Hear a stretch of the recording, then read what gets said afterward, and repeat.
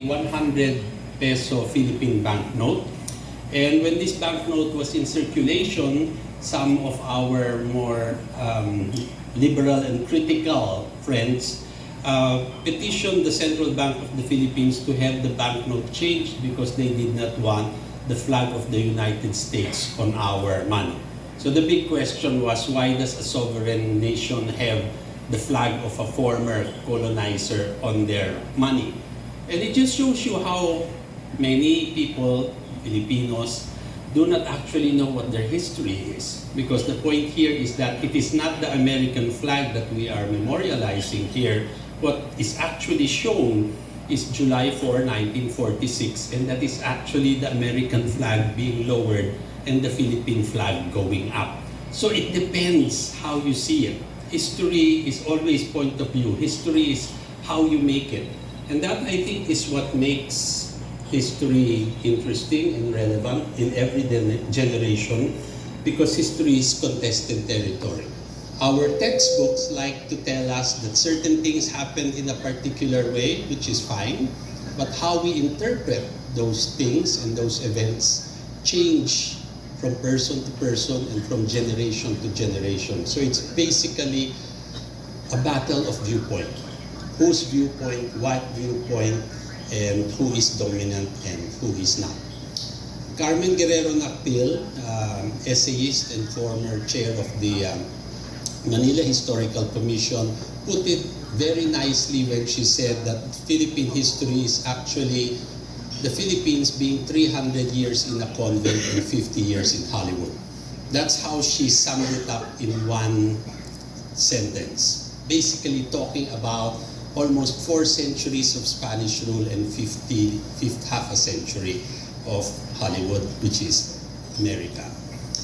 If you look at our Great Seal, and this is one of the crazy things, our Great Seal looks like the flag of the Philippines. It says Republic of the Philippines. It has the sun and 3 stars, the colors of the flag.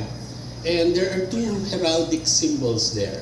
Bald eagle, which reminds us of the United States, and the lion rampant on a red field, which reminds us of Spain. So we had a president one day who decided we should get rid of our colonial symbols, and he changed the seal and removed them. And this was the seal that was in use for some years until I became chair of the Historical Commission, and I said, you cannot remove those 2 symbols just because you want it. And then they said, you're colonial. And I said, no, it is a reminder of where we came from and why we are the way that we are. And to prove my point, I said, the seal of the Republic is actually described in the Constitution. And therefore, if you want to remove or add, you will need to amend the Constitution, which a president cannot do. So what happened was they returned it. And that's why it's been there since 2002.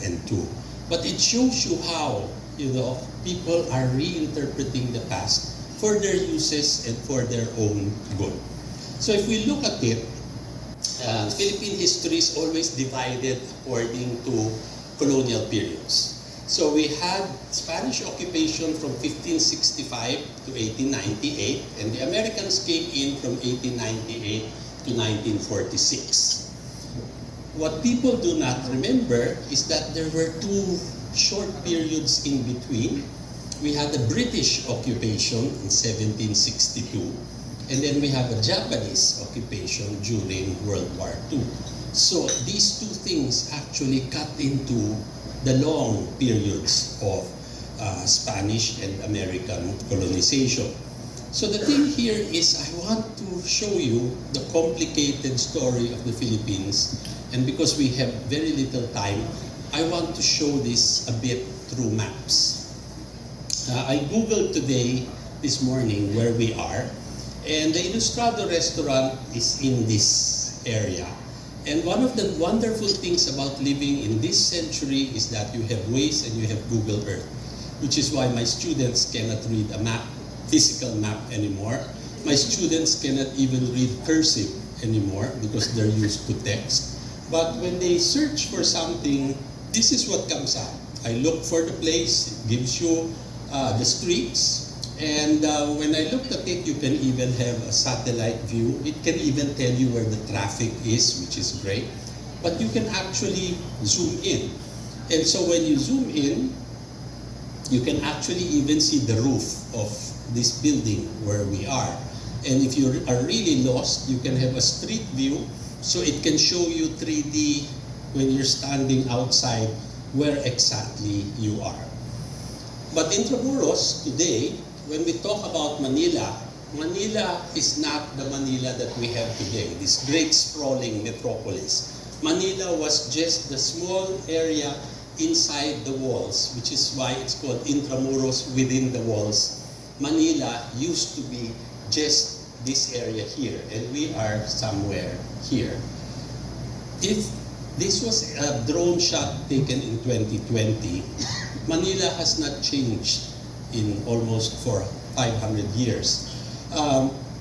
This is a wonderful map from 1717, which shows you that the walled city still looks the same. At least the physical shape is the same. You cannot change the river, you cannot change the streets. So the physical state of a city always remains the same. According to Horacio de la Costa, Jesuit historian, Intramuros is shaped like a turtle. So the turtle shell, and then Fort Santiago, where you were this morning, is its tail. But I keep saying, De La Costa saw a turtle while I see a leg of ham. And my students see an elephant head. So it depends, again, what you see. But if you follow this map, and just to show you, this was made in 1717, the only copies in the British Library. And if you zoom in, in 1717, they didn't have a drone. They didn't even have a balloon. But the map is drawn from a bird's eye point. And this is where you were this morning. Fort Santiago is here, built on the remains of the pre-Spanish fort. And you will see there are little lines here because this was the military camp. So the way it is drawn, you can see the soldiers in formation. And then you will see the lines of Intramuros where people lived, and the people were forced out to live outside the walls of Intramuros. I also like to show this to show you that the Spanish period is not just about colonization, it also changed the way in which we think, the way in which Filipinos deal with space. When the Spanish came, people lived along rivers and along the coasts because that's where you got food, that's where you got transport. But when the Spanish came, they moved them inland and put them into settlements, clear settlements away from the water. And so people used to just follow the contours of where the water source is. But one of the things the Spanish gave us was when they designed Intramuros, which became the model for all Spanish towns in the Philippines, is that they gave us the grid. So when you look at a grid, you can go to any Western country and you know where you are because you just follow a grid. I only realized this when I went to Japan because when you come, say today, they say 661 Cabildo, you can locate it on a grid and you can find where you are. When I went to Japan, I found out I was looking for somebody's house and there was a long street, I think maybe it was number 3. And then when I looked, the houses were not in order. So there was number 2, number 5, 1, 7. And I said, why is the order this way? And they said, it doesn't make sense to me. Then they said, no, it makes sense to the community because in the community, everyone knows the order of who built his house first. So house number 1 is here, house number 10 is here, house number 6 is here. To someone coming in from outside that community, you cannot make sense. But someone from that community knows the story of that place. I also noticed that in Japan, they don't follow a grid. So if you get lost, you just keep walking. It's always circular. You will always end up in the place where you started. Does it make sense to us to think in a grid? But it makes sense to people in another culture. So the colonization period is not just about oppression and education and a new religion, it's actually changing the way in which people think. Anyway, if you look here, Rizal Park is here. This is Rojas Boulevard. When I was shown this map in the British Library, the keeper of maps called my attention, I'm sorry it's not very clear here, called my attention to a little word in English. It says breach. And according to the keeper of maps of the British Library, that is the handwritten notation of George III, because this is where the British entered in 1762. So I think when they were explaining to him how they took over Manila, they explained how they entered the city. And so he wrote it down. So the whole thing here is there's a lot of Philippine history that we don't know about. And that's why we're trying very hard not just to write, to speak, but also to do Facebook, YouTube, and Twitter pages. This is Carmen Guerrero Nactil, the same woman I showed earlier. She and I were co-chairs of the Manila Heritage and Historical Commission. And I remember many years ago, she changed the way in which I looked at Manila. Because today, we have to celebrate Araw ng Maynila, June 24, Manila Day. And she said, you should never even call it Araw ng Maynila or Manila Day, because she says it is technically Araw ng Castilla, meaning it is Castilians' Day, it is Spanish Day. What you are commemorating is the foundation of Spanish Manila, and you are forgetting that there was a city here before the Spanish came. So it's a complete reorientation of how we have to understand what Manila is, what it stands for, and where it came from. So today, when you look at it, the coat of arms of Spain is this one on the left. So you have a castle and a lion, because that is Castilla and Leon, the two provinces of Spain. So when Philip II gave the seal of the city of Manila, they also had a castle, but instead of giving it a lion, they gave it a lion whose half the body is a lion with a lion head, and then the tail is a dolphin's tail. And because of this, you still see it today. If you drink San Miguel beer, that is the logo that you will find there. It still has the castle and what I call the merlion. The city of Manila seal still has that mythical animal, and the seal of the President of the Philippines still has that animal holding a sword. So many years ago, one of my jobs was, I was not only national historian of the Philippines, I was also the national tour guide. So this is where you were this morning, Fort Santiago. This old man is the President of Singapore. So I gave him a tour, explained who Rizal was, and during lunch I said, you know, Excellency, your country stole our merlion. And then he says, what is that? And I said, you know, this thing that you created in 1972, we have had it since 1596. Then he says, no, that's the Singapore Tourist Board. So the point here is that because of effective nation branding, the iconic symbol of Singapore is the merlion. And yet, country that had it since the 16th century, because we let it go, because we did not feel it was Philippine, we let it go, and it was taken over by Singapore. So it shows you again how we lose things if we do not value. If you look at the map, this is the map of the world, and this is Southeast Asia. When you look at Southeast Asia closely, this is where the Philippines is. I look at that and I realized that when I was in school, when we studied geography, they taught us how to look at the map. And then they were telling us, you know, what are the different countries, what are the capital cities, what is GDP, what are their products, what's the population. I realized that growing up, I was taught to see division in maps. So when I look at a map today, this area before the 16th century was just insular Southeast Asia. But from the 16th century, when the West came, then the British came, took over Malaysia, Brunei, the Spanish went to the Philippines, British went to Singapore, the Dutch in Indonesia. the French in Laos and Indochina. So they carved out insular Southeast Asia into what actually became ASEAN today. So the only outlier is Thailand, the only country without a colonial experience. The rest of Southeast Asia, all were born from a colonial experience.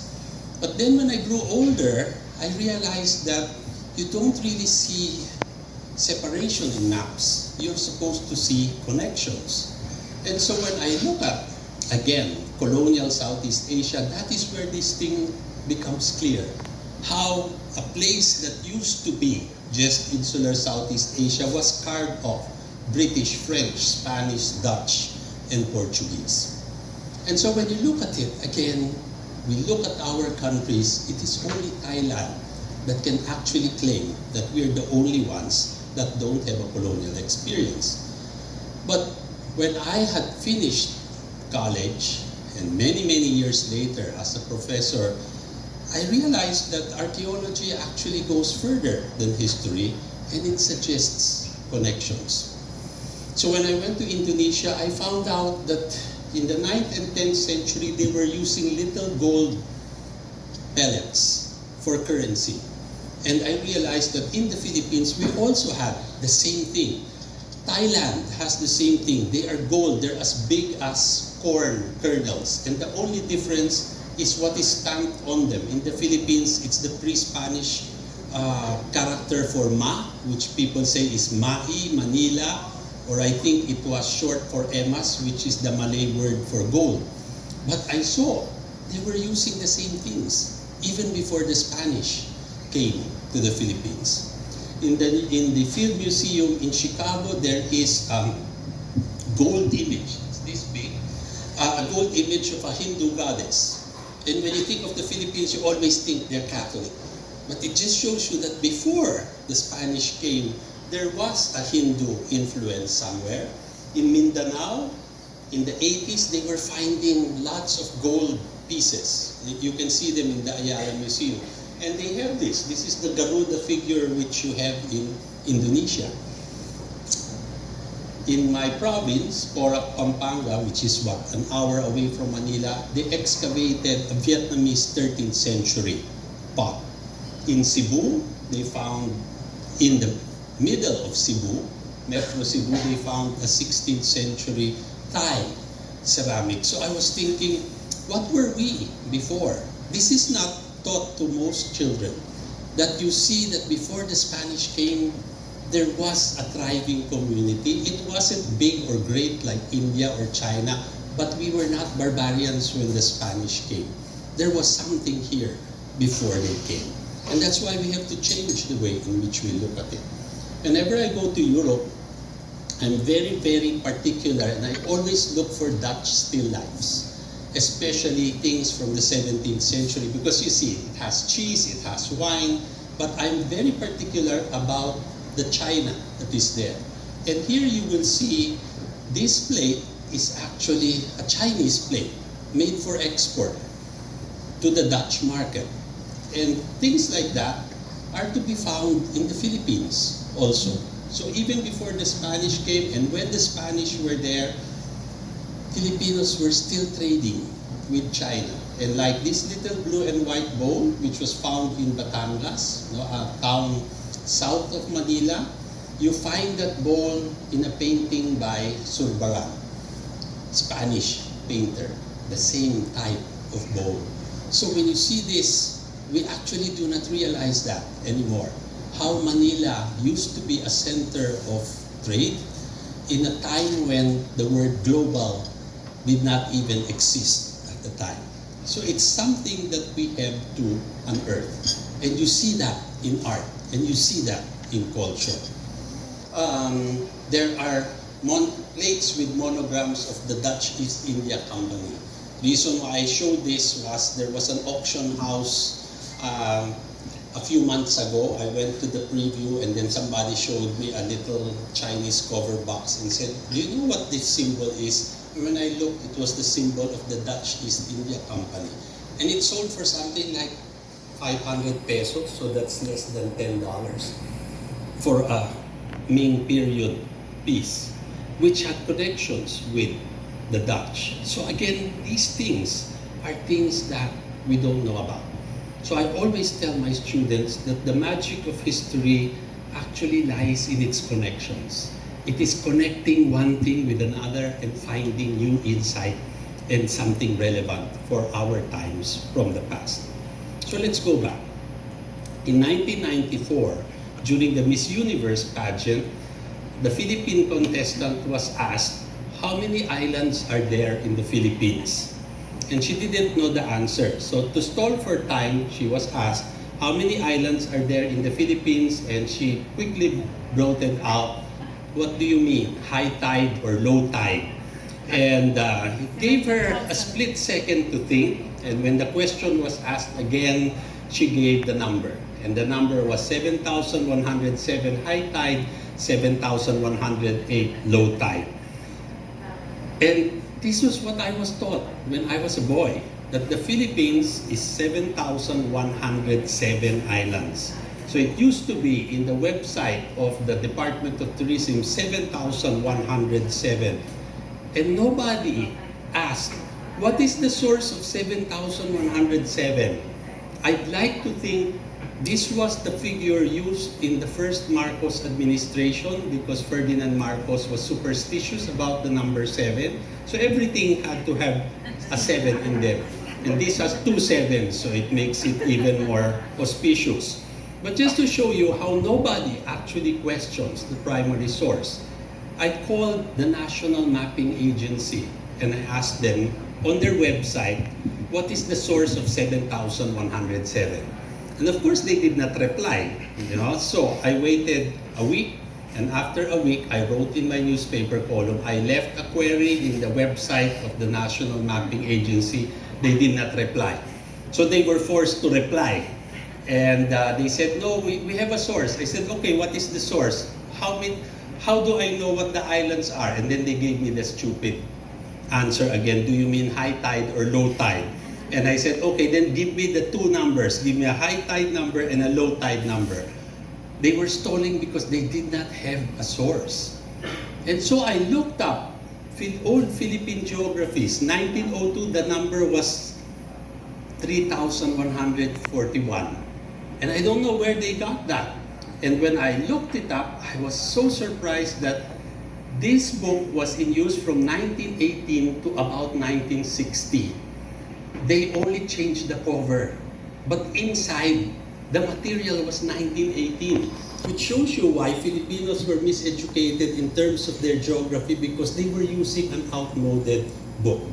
But just to complicate things, this is a map from 1540 made by a German cartographer. And when you look at it, it talks about India and Asia, but it has an archipelago of 7,040. Where did he get that? I think he just invented. But look, you have 7,448. And I used to think, this is the Philippines, the 7,000 islands. Until I saw that the Philippines is much lower. In 1540, they had already identified a place called Pulawan, which I think is modern-day Palawan. Manila is not yet there. Luzon is not yet there. The Visayas is not yet there. But the conception of what the Philippines was in European eyes was slowly growing. The official number today is now 7,641. They got it by using satellite imagery. So we have gained 534 new islands. And just to be difficult, I said to the National Mapping Agency, yes, you got 7,641, but you did not include the rocks. And then they said, why do we have to include the rocks? Because I said, if you look at the UN Law of the Sea, a rock is a landform which is at least 2,000 square meters, which means you can build 5 houses in that little rock. So it should be considered a landform. So today, we actually have 7,641 plus over 1,000 rocks. So this is our problem. We cannot even know how many islands there are in the Philippines. And politically, in the Philippines today, as a historian, I was looking at the textbooks.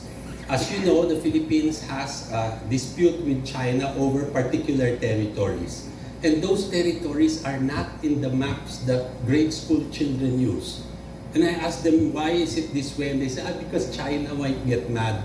But I said, who cares if China gets mad? How will these young people learn to fight for territory that is theirs if it doesn't even appear on their map? So it shows you how difficult our task is. The other important thing is, growing up, I was taught that an archipelago, the definition was, it is a group of islands separated by water. This is the Spanish 16th century viewpoint. They came and saw a group of islands separated by water.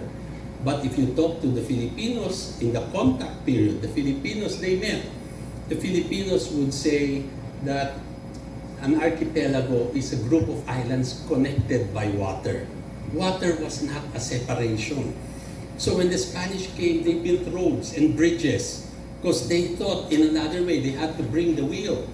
But before the Spanish period, we didn't need roads because our roads were the waterways. If you needed to go from one bank to the other, they didn't need to build a bridge. You just got on a boat or you swam and you got to the other part. So the water was not a separator, the water was actually a connector. And it shows you how that kind of thinking has been with us for 500 years. And it is only now that I find it scandalous that there are thousands of Filipinos who die by drowning every year. And I said, as an archipelagic country, people should all know how to swim.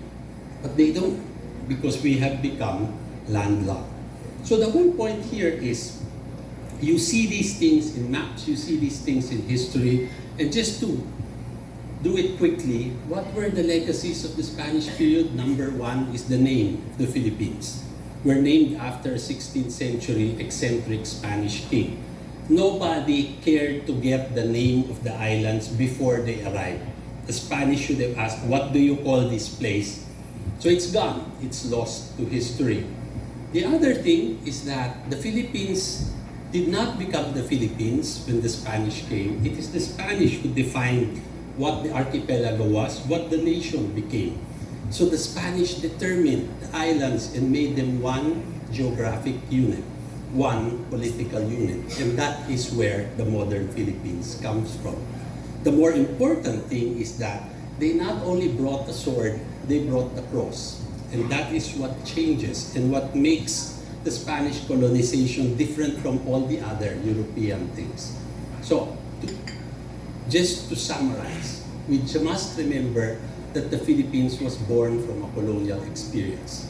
But the way in which we are taught in school, throw away all the, I'm not saying that we should go back to the colonial period, but we are what we are because of that experience. To throw it away means we lose part of our past.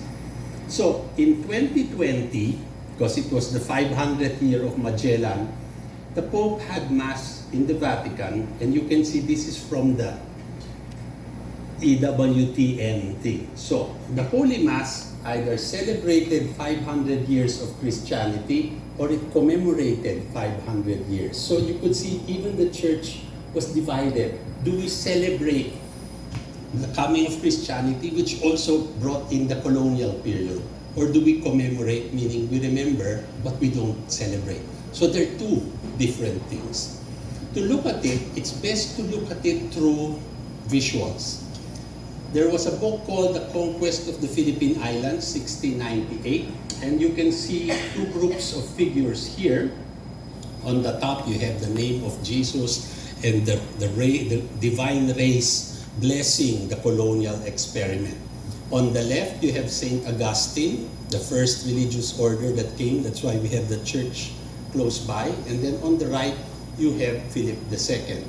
And you will see here, Philip is pointing to the islands that now bear his name.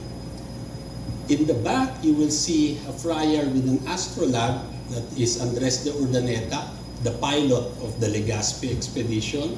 And behind Philip, you have the first governor of the Philippines, Miguel Lopez de Legazpi. So in this visual form, we see what the coming of Spain did. Now, the thing here is, we have what is called the Santo Niño or the Holy Child. It's made in our image and likeness.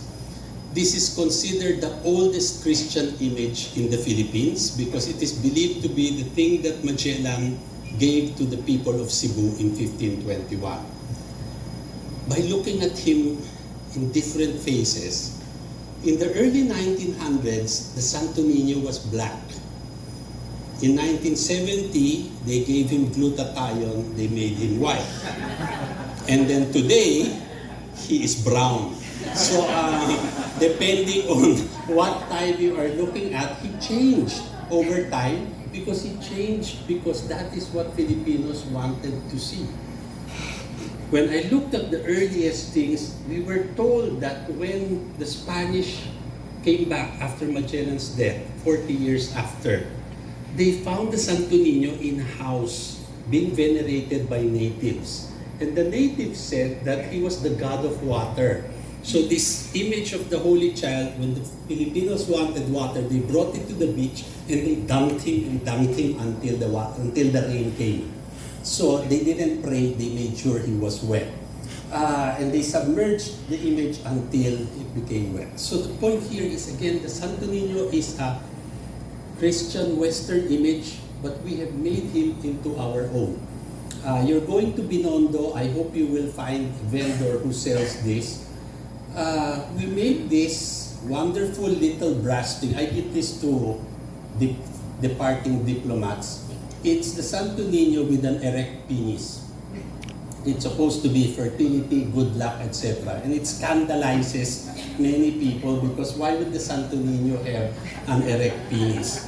But it shows you again how the Filipinos have taken on a Western religion and made it their own.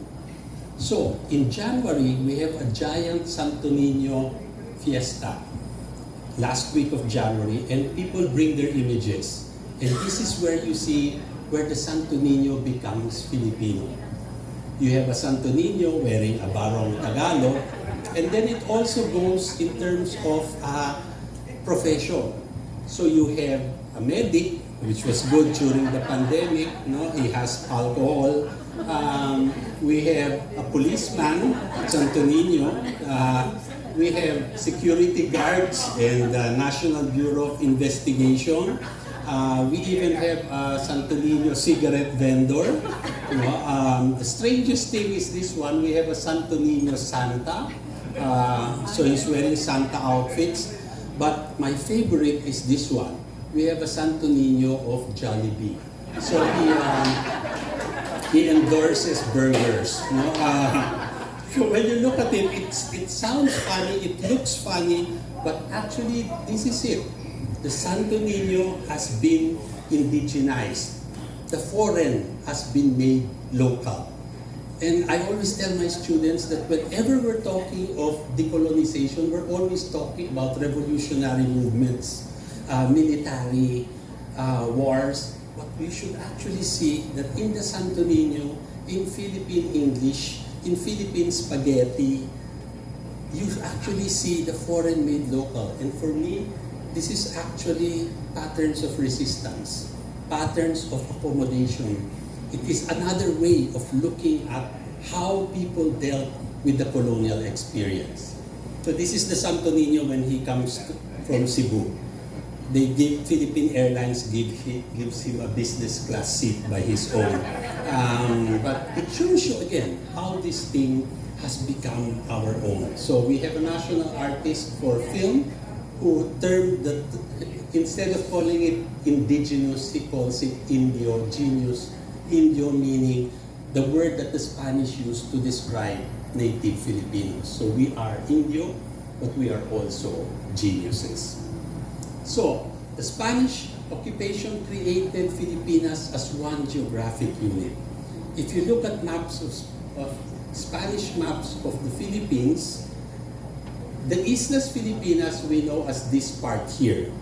But we never know that it also covers the Caroline Islands, the Marianas. It extends much further. So different from what we are taught. That's why I have friends who found this on eBay. 18th century map, it says the New Philippines. And it says, I found the map, you know, it has the Philippines, the New Philippines. Why does it look like that? And I said, that's not the Philippines, that's the Marianas and Guam. So they were a bit disappointed because they thought they found something new. So when you look at the Spanish Philippines, it included all those other territories, which were actually administered from Cebu. So we don't see that. So one of the last Spanish maps of the Philippines is a beautiful map. It's now in Makati, Forbes Park. It's a map made of silver, gilt silver, and then the thing that says Archipelago Filipina, those are emeralds. And then the cardinal points, the cities are rubies. It's a bejeweled map of the Philippines. One of the last that shows the Spanish Philippines, because our history is strange because we declared independence in 1898 only to have that independence stolen from us by the United States that came and said, we'll help you, and took it over. Sorry, the guy looks like Trump. But you will see here Uncle Sam looking at the Philippines, and in American cartoons of 1898, 1899, you see Uncle Sam looking at the maps and looking at Cuba, Puerto Rico, the Philippines, the Sandwich Islands. People do not, even Americans do not know that by 1899, the U.S. territory was like drawing an American eagle, and from wingtip to wingtip, it was 10,000 miles. So America in 1898 could boast, like the King of Spain, that they had an empire where the sun never set. This, I think, you will find interesting. So America came and colonized the Philippines in 1898. There used to be something called the Greater United States. After the Spanish-American War, the territory of the United States increased by 3,744,000 square miles. And those additions were Hawaii, Samoa, Guam, the Philippines, Puerto Rico, Cuba. So all these things were ceded to the United States. So today, most people who look at the map know this as the map of the United States. They do not know that in 1941, before the Second World War broke out, the Greater United States was this, including the Philippines. You cannot imagine how big the US used to be. And even Americans don't know that because they do not know the imperial past of their own country. So it shows you how much of the past we actually do not know. So the point here is, unfortunately, history is used for ideological purpose, for political purpose. It is meant to get people angry at someone, normally a colonizer, or a person that you don't like, or an ethnic group you don't like. So I've been studying the ways in which history has been taught to us, and I realize now that the way we look at our history was formed by the American period. Spain is evil, America is good. And you will see here the way that they projected it is that when the Spanish came, they destroyed all Philippine culture and replaced it with their own. So the thing here is, Sourcebook of Philippine History to supply a fairer view of Filipino participation and supplement defective Spanish accounts. This is the history that June and I learned. So what we were taught was that when the Spanish came, the cross is there, all our old culture was thrown in the fire. But as a more mature historian, I realized that they did not destroy everything. They actually preserved a lot of things. This is one of the earliest books printed in Manila. The only copy in the universe is in the Library of Congress in Washington. This is the Rosetta Stone of the Philippines, because this book, which was used to teach Christian religion, it gave the things, taught the Filipinos ABCD, gave them the Roman alphabet. But in this book of 1593, they actually preserved the alphabet in Tagalog. and you see the characters here. So this is the pre-colonial writing.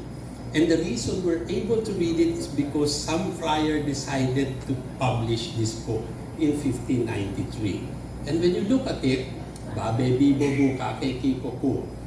And then they start to teach us things. First, they gave us the Our Father in Spanish, in Roman writing. Then they translated it into Tagalog. So that's still the Our Father up to here. And then later you will see that they gave it in two forms. They gave it in Tagalog in Western writing, and they gave it in Tagalog in Baybayin, the pre-colonial writing. So the thing here is, when you ask people, many people when I go abroad, you were under Spain for 300 years, how come you don't speak Spanish? You speak English. The reason being that when the Spanish came in the 16th century, it was not like Mexico where they really destroyed everything and placed their own. When they came here, it was a group of islands connected by water. So instead of teaching people so many one language, it was easier for the priest to study the language of the area. And that's why our languages survive. Tagalog, Bisaya, Ilocano, Pangasinan, all these survived because they had grammars and dictionaries. And in these old writings, we find our pre-Spanish culture. This is the this is the Lord's Prayer, and then here you have the Hail Mary. So they give it in Tagalog, first in Spanish here, then in Tagalog Western writing, and then they give it here in Baybayin, and that's why we're able to do it. So as early as 1604, the Jesuits were saying they write in their characters, they use pens, they have paper like us. They make copies of manuscripts like ours. They learn our language very easily. They talk and write like they are Spaniards. So the point here is, linguistically, we were actually very adept, even very, very early into that thing. So what I'm saying today is, enjoy your stay in the Spanish city, but also realize that we need a more nuanced view of the Spanish period. Yesterday, you went to a fiesta in Casablanca. That whole complex, which many people think is historical, is actually rebuilt. That's not true. Those are actually Binondo houses where you are going this evening. They're not Intramuros houses, because all the houses of Intramuros could not be higher than the Cathedral of Manila. But that's higher because it comes from outside. But what is interesting is that we go here, it's a tourist spot, even my students go. And they think this is what, or this kind of architecture is reminiscent of the Spanish period. And I always ask my students, look at the Spanish period, who lived in houses like these? It's not ordinary people. Intramuros was actually a gated community. Real people were kept outside. So the whole point here is what you are seeing and what we are passing off as 19th century culture is actually 19th century upper class culture. How did the real people live? That is not in the textbooks. But that is what we are supposed to see when we come to Intramuros. So again, the Philippines was born of a colonial experience. The Philippines was formed by a colonial experience. So I end this first part of my talk by saying that we cannot undo history. Everyone knows that. But many of the things that we should learn is that there is more than one history.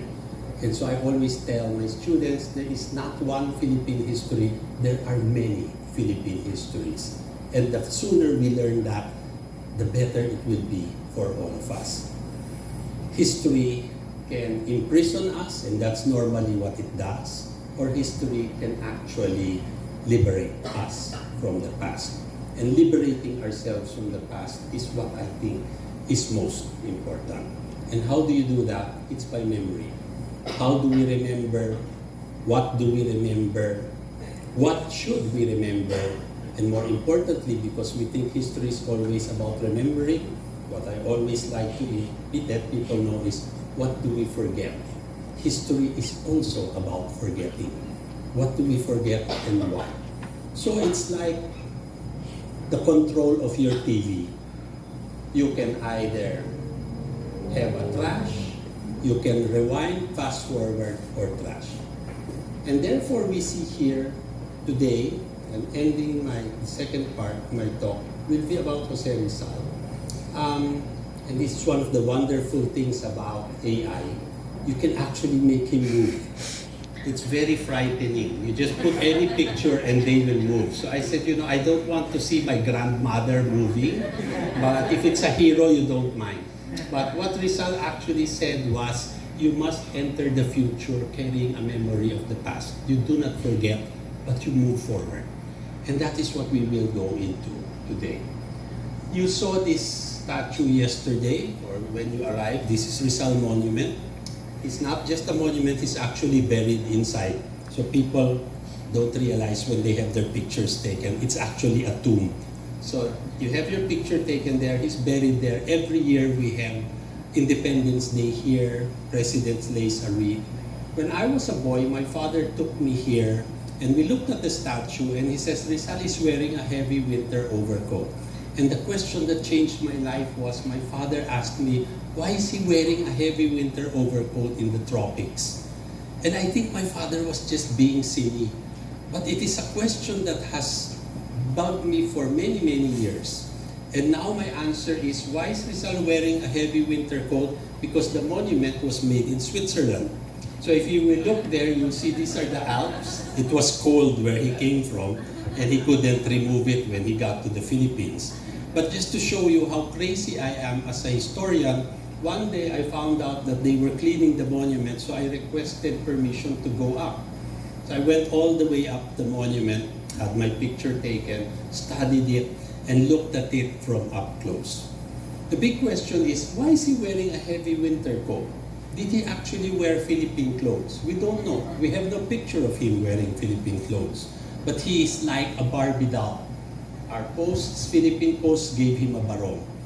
And national artist Kidlat Tahimik gave him a bahag or a loincloth. He says, this is what Rizal is. He wears indigenous clothing to cover his privates, but he wears a Western coat to cover his upper part. So the thing here is, we have to look and ask, did Rizal wear Philippine clothing? Yes, he did in 1883. He brought a barong Tagalog to Europe. He wore it during the carnival and he wrote to his sisters, people liked my clothes, they were asking where it came from. And he says, I wish I brought my salakot. A salakot is a Philippine hat. Now, some years ago, I went to the stock room of the Berlin Ethnographic Museum because Jose Rizal sent material there. He sent a barong. He sent a whole woman's outfit in it. And then there was a letter which has never been published, and it gave the stuff that he was donating to this museum, and you will see a shirt for a man, a veil for a woman, etc. And then there was a salakot. It's made of horn and silver. And you see here, it says, one salakot of horn and silver. And he added in German, Es gehört mir, this is mine. So he sent his own hat, and I wanted to wear it, but of course they, wear the gloves, be careful. So I just posed with it, but this is it. Rizal's hat is in a museum in Germany, in a stock room. Hasn't been exhibited since he donated it in 1888. But then, the only statue with him in a barong is in Central Luzon State University. But when you look at it, the statues tell us they are represented in bronze and marble. So this monument that looks like the one there, the one on the left is in China, in Xiamen, China, a town where his great-grandfather came from. This is in Madrid, in the place called the Avenida de Filipinas. So they created exact copies. But everywhere you go around the Philippines, you will see a statue of Rizal. This is in Laguna, this one is in Dumaguete with a busted clock.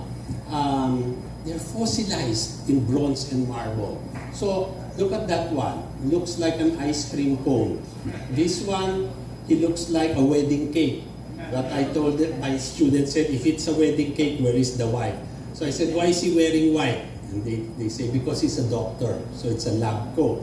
So some towns decide, no, let's give him some other color, let him wear gray. No? But in some other places, he's not alone. So this is Iloilo, Santa Barbara, Iloilo.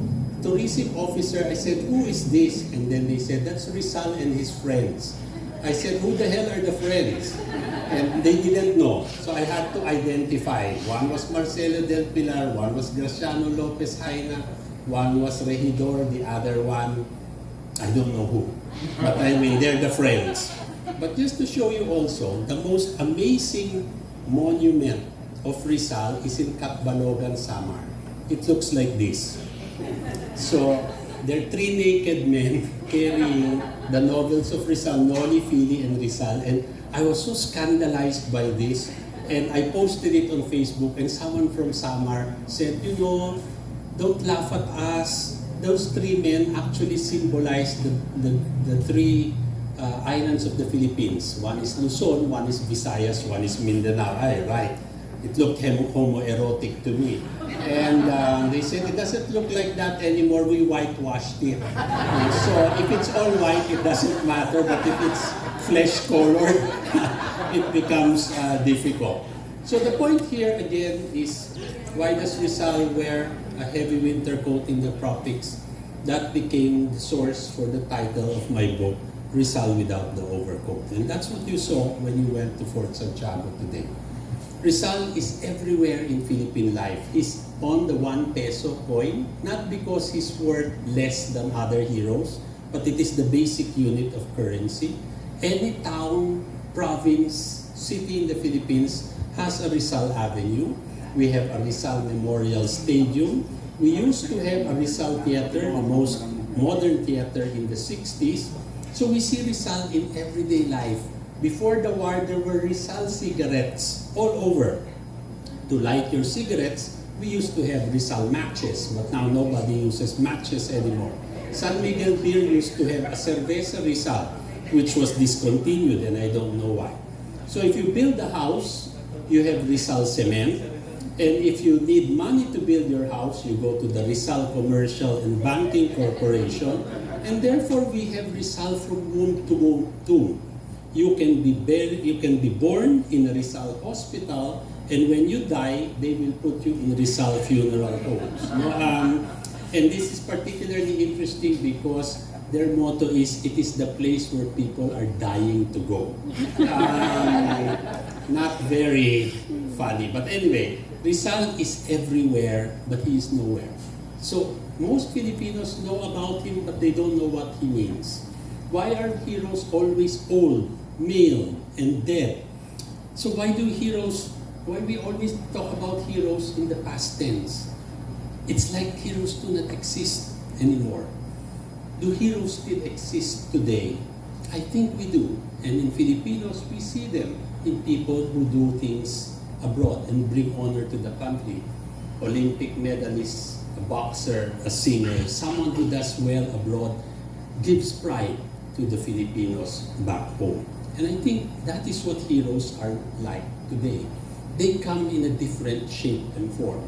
So this is what Rizal looked like in the 19th century. If he lived here today, you just give him better glasses and better hair. He's still the same person, but because we all like Korean telenovelas now, this is what he looks like. So you see one man changing over time, how he is interpreted in many times. So, I won't go into this. Again, it takes me a whole semester to do this slide. But this is Rizal's execution. That's him. And there are many pictures, but you will know this is the real picture because there's this little dog here, the mascot of the firing squad. We are taught about Rizal dying for the two novels that nobody read. So we're always taught heroism means dying for your country. But since I'm a coward, I tell my students, yes, it's okay to die for your country, but it is more useful to live for your country because you can do many things in your life. So here we will go back and look at Rizal's Dapitan exile. when he arrived in this little town, just to show you how far it is, today you fly from Manila to Dapitan, and from Dapitan you take a car which is 30 minutes to the town where he was thrown in. So in the 19th century, this was the end of the universe. This is a man who had lived in London, Paris, New York, Madrid, knew this Berlin, knew these cities like the back of his hand. And then they threw him in this God-forsaken Mindanao island. So when he arrived, he decided, this is such an ugly place. Why don't we fix it up?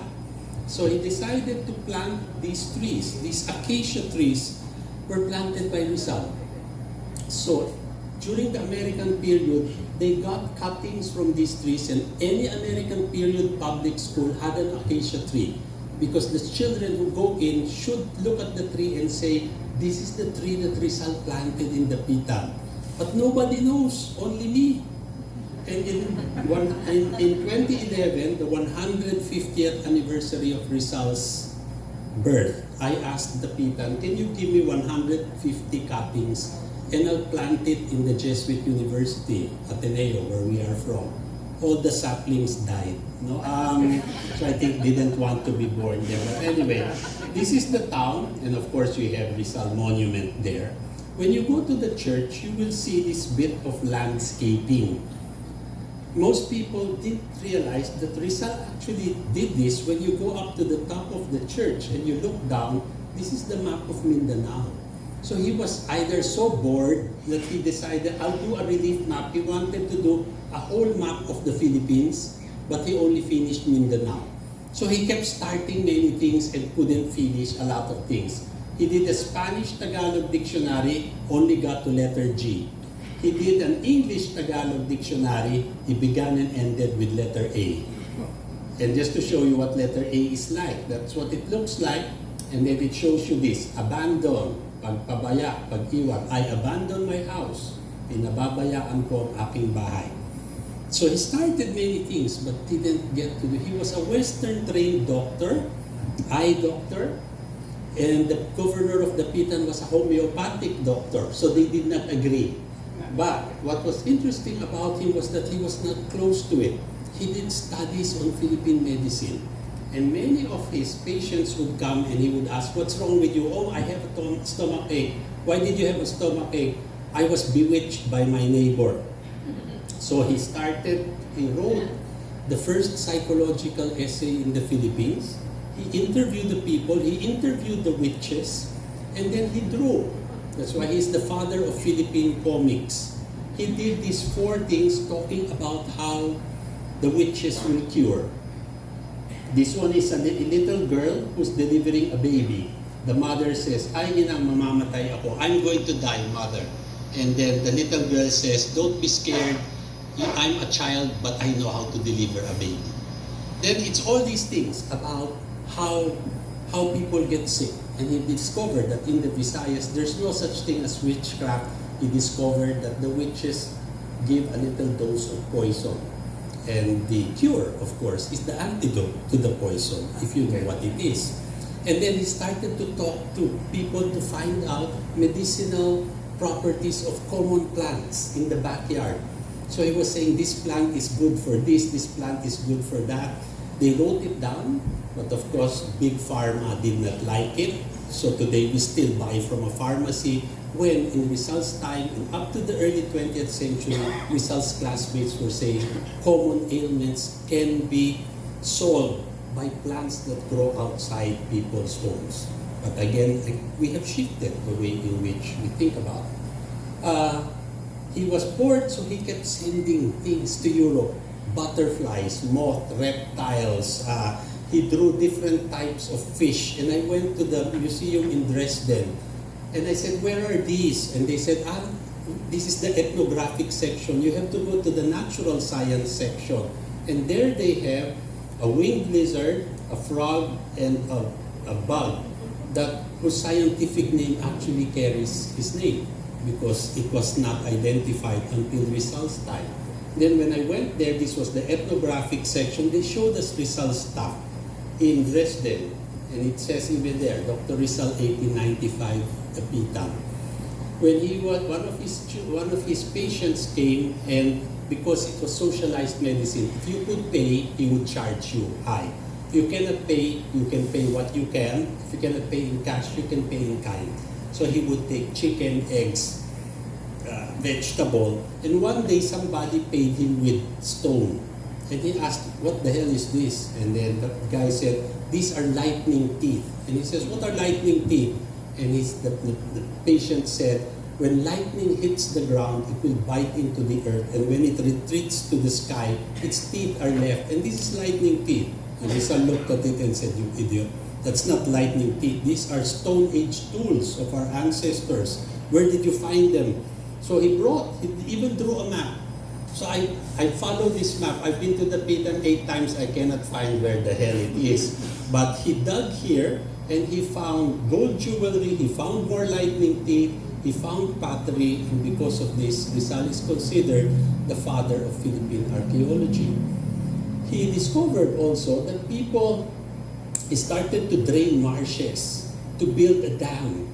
He built a dam in his property. If you go there today, his property is still there. This is the dam as it looks like today.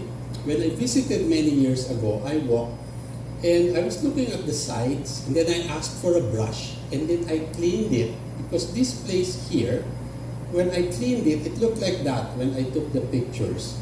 When I cleaned it, there were names. These were the names of Rizal's students when he was living there. And so when I looked at it, Leo Dagpin, then there's a triangle there. So when you look at it, the names are there. Mateo, Tom, Roman, Lucas, and all these, the other places were covered up with cement. So this was the only thing that survived. So I told the curator, please take care of it, because these are Rizal's students. I returned 2 years later, it's gone. So that thing was covered up with cement. So it is irretrievably lost. So the point here is we do not care, because we actually forget. But what is really relevant about Rizal as a teacher is that his blackboard is there and his flashcards are there. He was a doctor in Hong Kong, so he had his name card, ophthalmic surgeon, Hong Kong. He brought this to the Pitan. It's no use to him there, but when you go to the Pitan, you look at the back of the cards, they had English words, cap, cable, stocking. He used them as flashcards to teach the children English. In a time when the Philippines was, he should have taught them Spanish, but he was forward enough to say English is the language that you should learn. So when the Americans arrived, they were surprised that there were these English-speaking boys in the Pitan, because they were Rizal's students. More important is this. These are our two heroes. Rizal, who wrote with a pen, and Bonifacio, who fought with a bolo, or a bladed weapon. Rizal's sisters sent their sons to be educated by him. And one sister was very upset because one son was given a bolo, or a bladed weapon, the other was given a book. And she asked, what are you doing to my boys? And Rizal replied, you know, we cannot all become doctors or lawyers. Some people have to till the land. I saw that one of your boys likes to work in the field, so I gave him the bolo. The other one's always in the shade reading, so I gave him a book. So he says, you must look at the child, see what they are interested in, and build on that, rather than forcing them to be what they are not. So the thing here is Rizal practiced everything that he knew to improve life in the Pitan, and it was far more than what he did for his own town. He changed that town into what it is today by moving people to work together. So to conclude today, the Philippine word for bayani or hero is bayani. And bayani is based or rooted in the word bayan, which means town, city, nation, means community.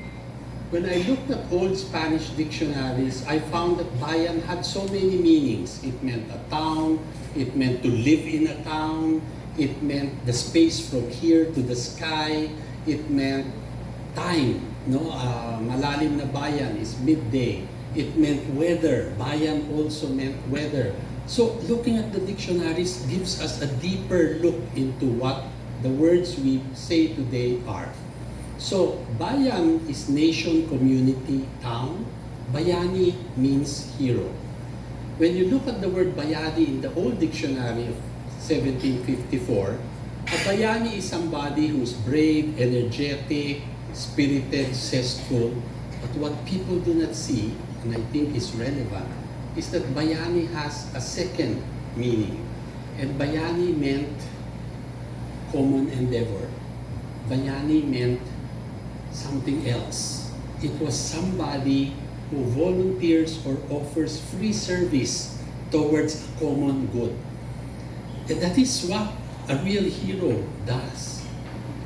Unfortunately today, when you say bayanihan, people mean it to mean house moving. So bayanihan meant, in the past, when people lived in nipa houses, your neighbors will help you move to wherever you're going by carrying your house. But people live in condos today. You cannot transport a building. But so we think that this thing does not exist anymore. National Geographic of 1977 is the last time that I saw it. People carrying a neighbor's house to relocate. And the way that National Geographic defined it, bayanihan was the Philippine word for neighborly cooperation. But I said, since we do not transport houses anymore, is bayanihan extinct or obsolete? I think it comes in a different shape or form. If your vehicle stalls in the street, people will just come and help you push. You don't have to pay them. They will come even without asking. So it shows you that this whole idea of working towards a common endeavor still exists. And it is finding this spirit of community that should fire leadership. We always think of leadership as somebody from the top telling us what to do, but there is something inherent, some good in people, and the good leader must find it, wield it, and let it go towards a common endeavor. So leadership is working towards a common good, and therefore bayanihan is not just communal unity, spirit, or volunteerism. I like to think that today, by looking at the past and looking at Rizal, we actually realize that bayanihan is also heroism. It is something that should fire us to become better than we are. Thank you and good morning. And that's why I mentioned today the Philippines, it's basically rethinking the way in which our history is made. I mean, you made mention, for example, of the discovery of the Nile. Just to show you, it often pains me that our public schools are very bad. I had one of my nephews studied in a very progressive school. When he was 7 years old, my sister invited me to listen to him. He was going to report, and my sister made him a conquistador outfit. So he had a sword, he had a hat, and my 7-year-old nephew said, I forgot the name, so and so, I'm the discoverer of Brazil. And he memorized the speech. He talked about, I am so and so, I discovered Brazil. For 5 minutes, he did this thing, did his research, and then so I was listening to him. When he had finished, I asked him, were there people in Brazil when you arrived? And he says, yes. So how can you discover Brazil if there were people already there? And then my sister got upset. She says, you know, my son might fail his history course because you're confusing the boy. And then I said, no, if the teacher says this is wrong, I will go there myself and complain. And my nephew heard me arguing with my sister, and then he touched me and he says, you know, we do not call them discoverers anymore. We call them explorers. And I saw that in this 7-year-old boy, he could already see the difference in the way things were being taught and the way in which he is supposed to understand that history. And I felt, how come this cannot be done in normal schools? So in the Philippines, for example, everyone is taught that the Philippines was discovered by Magellan. That's not true, because there were people there, they actually killed him. So I always tell people that the people of Cebu killed our first tourists because they didn't understand what this was all about. But it's the whole idea of discovery. There was a nationalistic historian who said we should not call it discovery, we should call it rediscovery, because when Magellan came, there were people there, so he merely rediscovered the Philippines. And so one of the other historians told me that historian's an idiot. He says, what do you mean by rediscovery? Does that mean that the Philippines hid under the sea and came out in 1521 to be rediscovered? And 20 years later, 30 years later, now that I think I am old enough to write my own history book, one of the things I will write is that I won't write that Magellan discovered the Philippines, which is the Spanish Western viewpoint. I won't say he rediscovered the Philippines because that is the rabid Philippine nationalist viewpoint. I will simply say that Magellan arrived in the Philippines in 1521. And you will see, discovered, rediscovered, arrived, it doesn't change the story. It's still 1521. It's still Magellan getting killed in the shores of Mactan. But you can see how one word, discover, rediscover, arrive, one word changes the whole way in which you understand the story. And one word will change the way in which you relate to that story. So it looks very simple, but it actually is something that is important. The decolonization actually comes with education. And it is unfortunate that in this country, our education is not meant to teach. When they come to me in college, history is taught to make you critical, to ask questions. But the educational system in the Philippines, and I think in other places, is meant to teach students, teach young people blind adherence to authority. So when the teacher says something, you should not question, it's always correct. When real education should make you question even the things that your teacher is telling you. That way you make for a critical population. And that's why education is usually the thing that they, whether it's the Spanish colonial, American colonial, or even today's politicians, education is something they want to warp. Because if you have a well-informed and critical population, they are difficult to govern. So it's easier to govern people who will not ask questions. So a teacher who teaches students to question is not really the norm. So again, it shows us how much longer we have to go. And it goes to simple things, even that discovery of the Nile, discovery of the Philippines, just to show you how the change of perspective sometimes is just the change of one word. And that changes the whole way in which a young person will develop. Thank you very much for that information.